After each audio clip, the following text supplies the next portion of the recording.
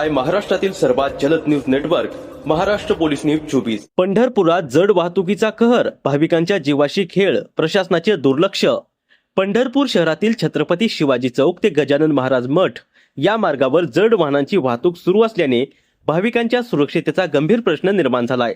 या समस्येबाबत अनेक पत्रकार, सामाजिक आणि धार्मिक संघटनांनी वारंवार बातम्या आणि निवेदने देऊन प्रशासनाचे लक्ष वेधले, मात्र अद्याप कोणतीही ठोस उपाययोजना करण्यात आली नाही। काही दिवसांपूर्वी याच मार्गावर एका वारकरी महिलेच्या हातावरून जड ट्रक गेल्याची धक्कादायक घटना घडली होती।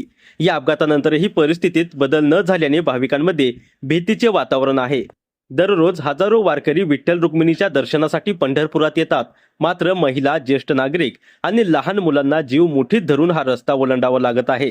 स्थानिक नागरिक, वारकरी आणि व्यापाऱ्यांनी शहरातील गर्दीच्या आणि मंदिर परिसरातील मार्गांवर जड वाहनांना तात्काळ बंदी, पर्यायी मार्गाची व्यवस्था आणि नियमांचे उल्लंघन करणाऱ्यांवर कठोर कारवाईची मागणी केली आहे। आता प्रश्न एकच, आणखी एखादा मोठा अपघात झाल्यानंतरच प्रशासन जागे होणार की भाविकांच्या सुरक्षेसाठी तातडीने ठोस पावले उचलली जाणार? महाराष्ट्र पोलीस न्यूज 24 साठी पंढरपूर प्रतिनिधी इम्रान तांबोळी।